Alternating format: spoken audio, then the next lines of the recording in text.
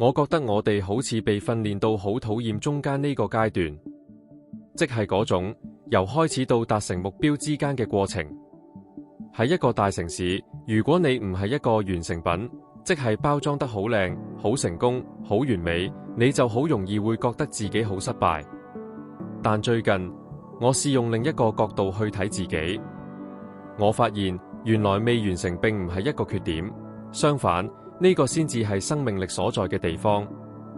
以前我會望住自己仲係好亂嘅部分，例如仲未掌握好嘅技能，仲學習緊嘅耐性，然後覺得好沮喪。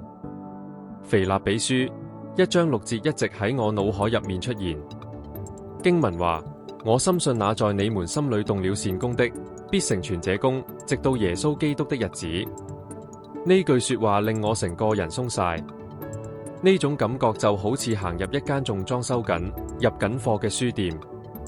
你唔會因為啲書架未擺滿就轉頭行返出去，相反，你會望住啲空間，好期待之後會放啲乜嘢書。我希望用呢種心態去睇自己嘅成長。無論如何，我選擇去欣賞發展中嘅美，去睇見努力中嘅卓越，就算離終點仲有好遠路。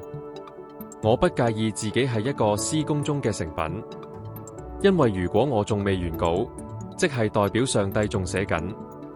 老實講，我幾鍾意而家呢一個時刻。